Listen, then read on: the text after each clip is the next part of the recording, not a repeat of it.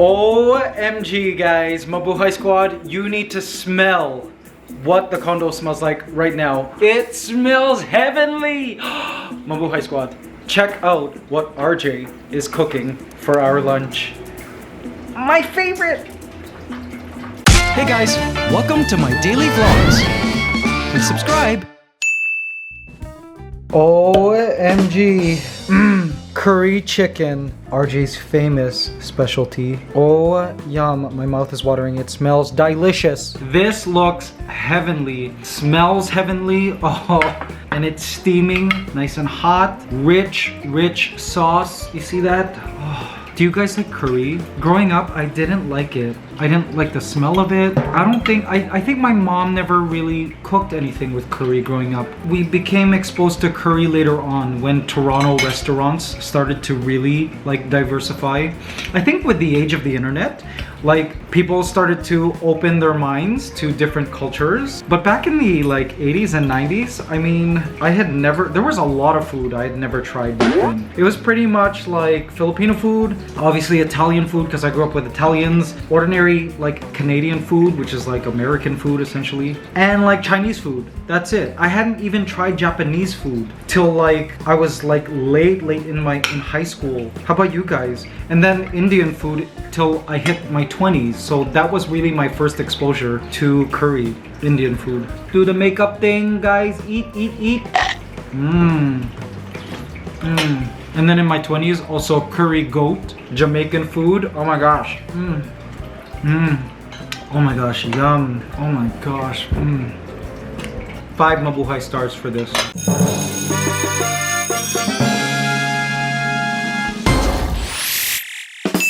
Guys, it is so delicious. I could eat this every day.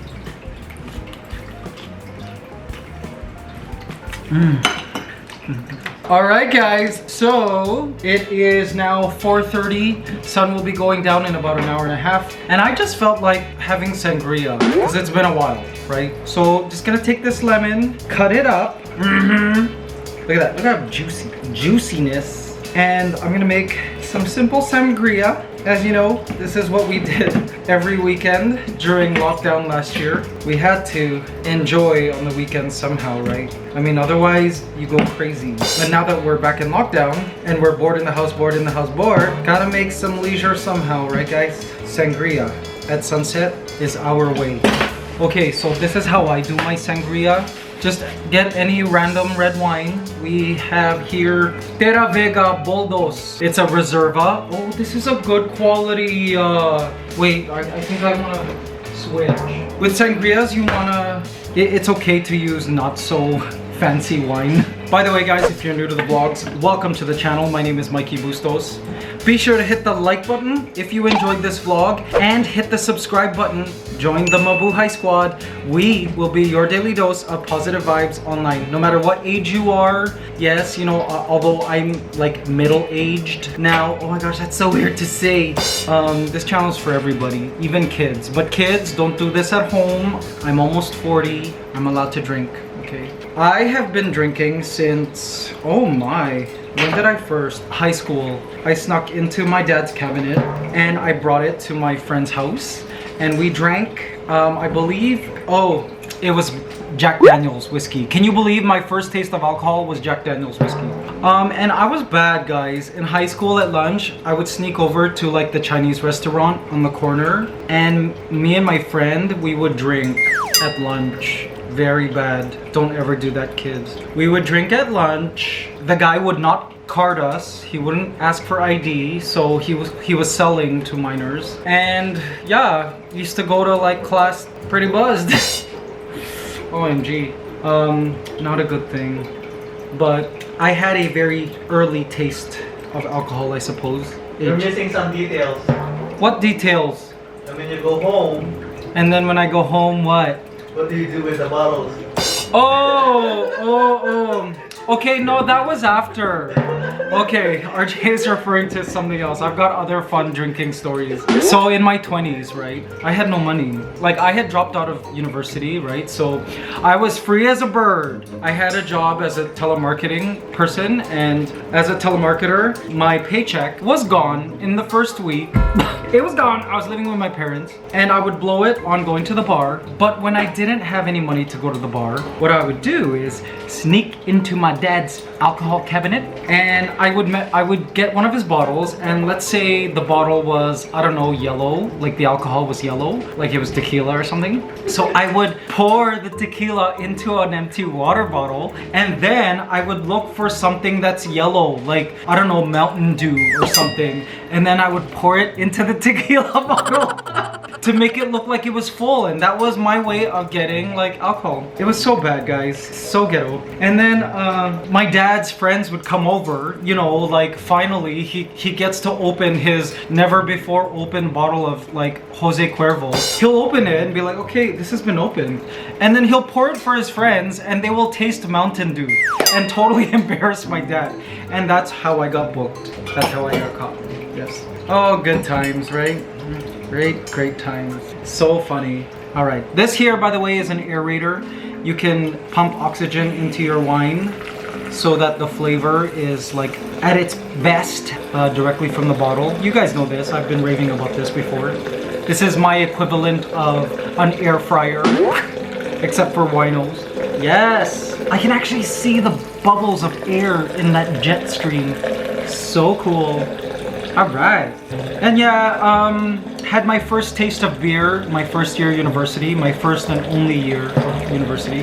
I went to the bar. I was 19 years old at the time, living on my own for the first time, obviously, right? I lived on residence about 45 minutes outside of Toronto, in University of Guelph, it was called. Oops.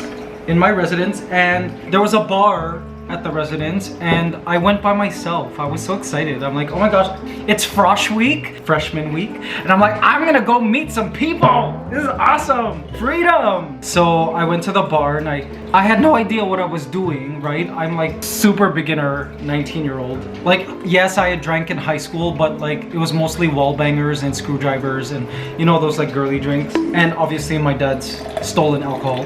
But it was my first time being in a bar, you know what I mean? Like, for me it was like I was a kid adulting, you know what I mean?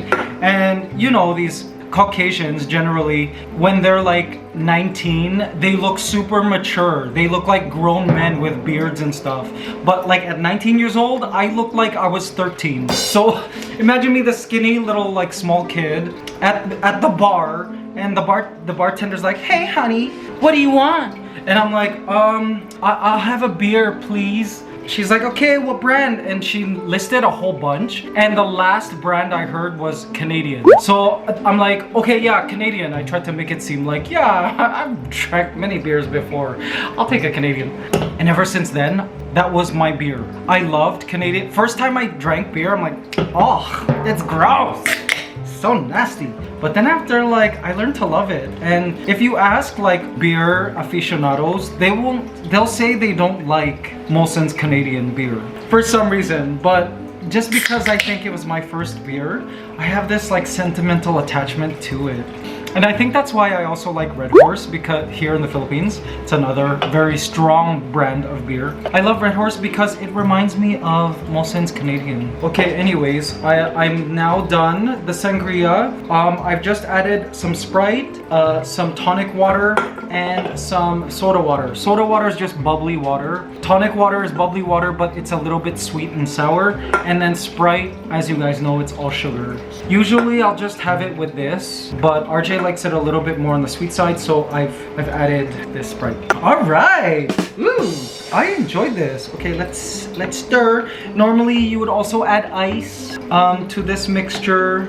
If you want, you can add different kinds of fruits, like some people put berries inside and cranberries and that kind of thing. Me, I just add like any citrus I have. So Right now it's just lemons. We've got tons of lemons. You can add oranges. Really good with oranges. You can add little pieces of mandarin. You can add grapefruit is really good in it too. Pieces of watermelon, really any fruit. They say when you eat it afterwards, you get so buzzed. Now guys, I'm talking like I'm such an alky, but I'm not. Like, I've never been like addicted to drinking. I've loved the feeling, the social that comes with drinking. I've always had. And as a Canadian, like every party usually has beer or like some kind of alcohol. How about you guys? Do you guys drink casually, frequently, every day? Like my mom, she drinks every night a glass of wine or something like that. That's new. She never used to do that. She does now. What's your drinking schedule like, guys? Oops. Oh my gosh. Lots of spilling. Ah. Okay, here. Cheers, guys. Cheers. All right. Have a sip. Let me know how it is. Let me taste. Oh, this is perfect. Oh my gosh, this is so good. I wish I was on a patio right now. This is the perfect patio drink during sundown. 5 à 7, 5 to 7 on a patio at a bar in Montreal on a summer or spring evening with this. That's all you need, guys. How is it? Good? Yeah. Good, right? Not too sweet, not too sour. It's just perfect and refreshing. The dogs are like, we want some. No, doggies, not allowed. Not allowed for kids. Underage. You guys are underage. Guys, that was bad. Like, this is one of the reasons why I'm kind of scared to have a real biological child. Because if that child was anything like me growing up, I'm scared. Trust me. So, RJ is too.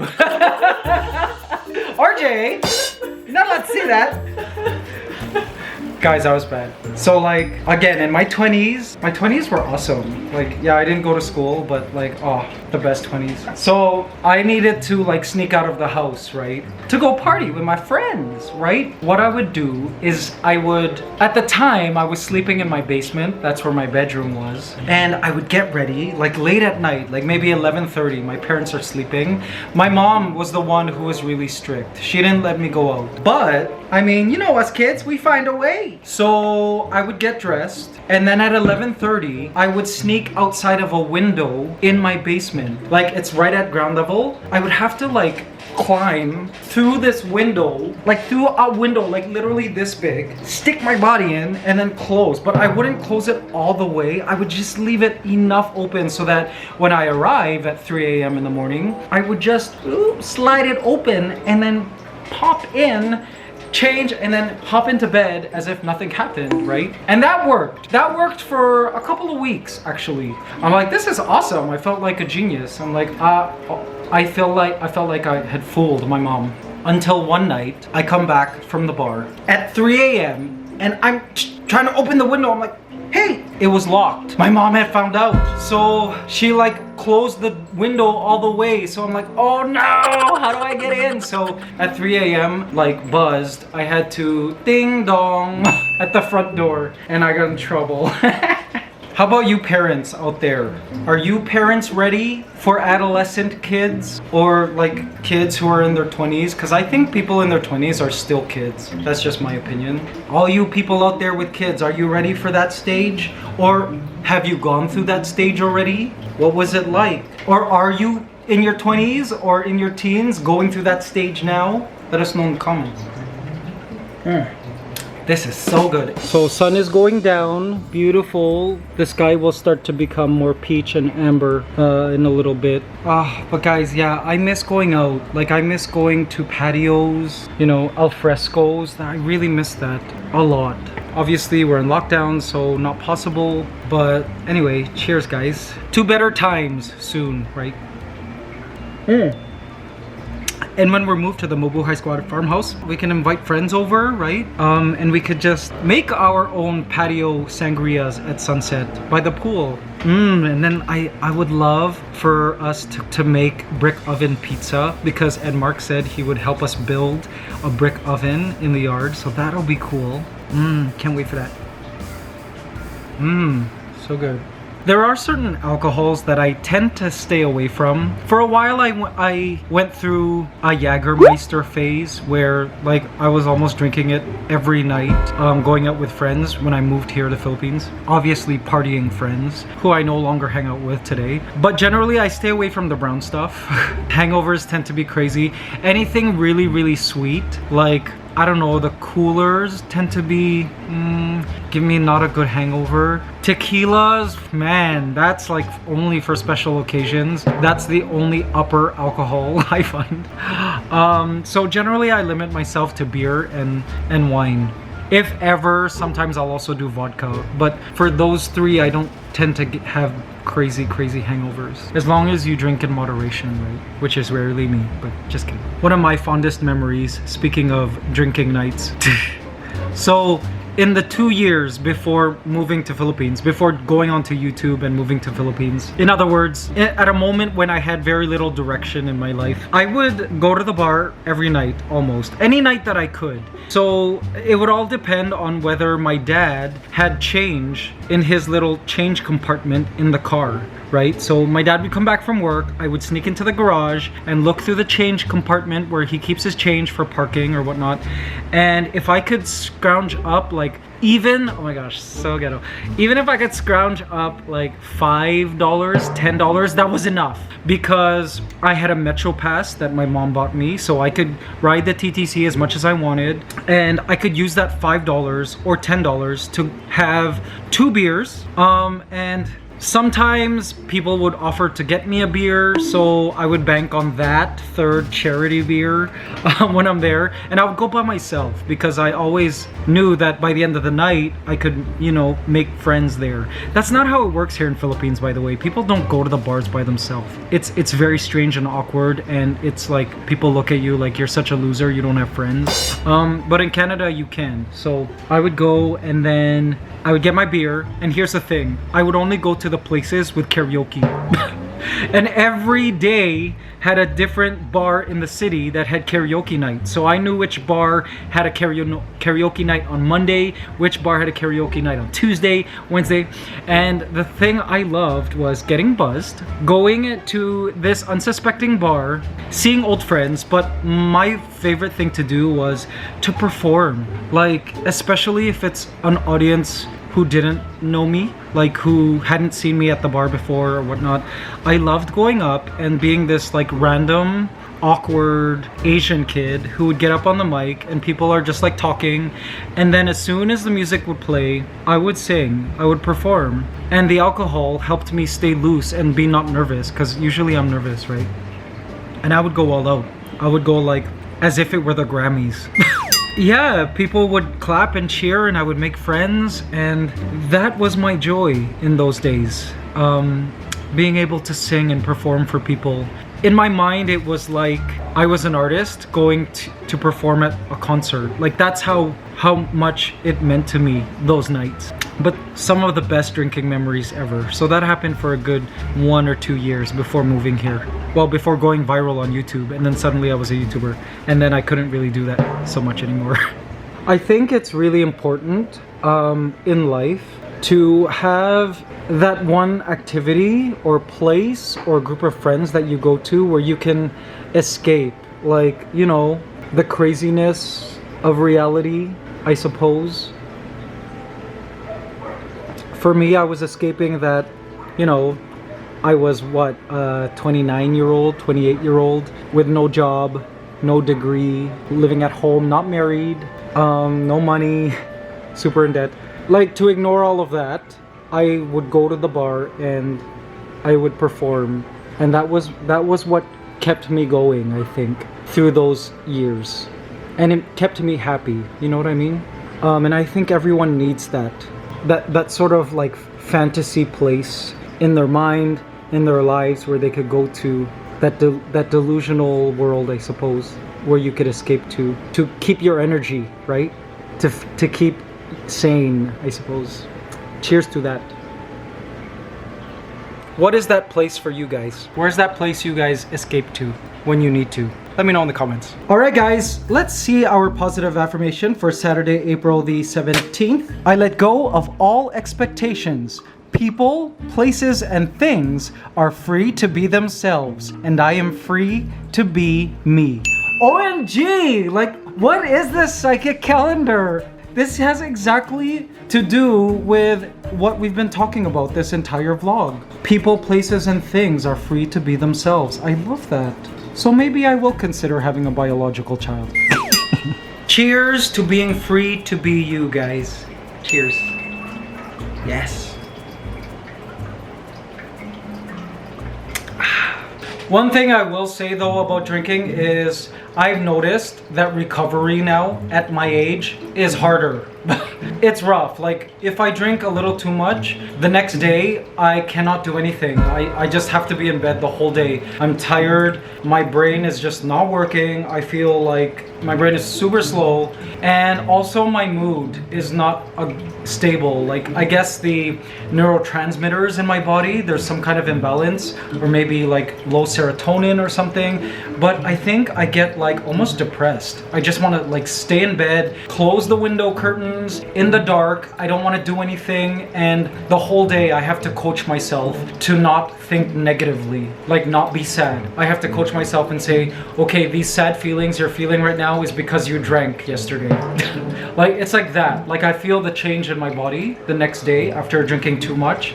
So yeah, that's where I feel my age. I don't drink like I used to in my 20s. So just everything in moderation, right guys? Because alcohol is also a depressant, apparently. OMG guys, something has arrived. As usual, another package, and it's something I've been waiting for. I'm super excited to show you guys. Here it is.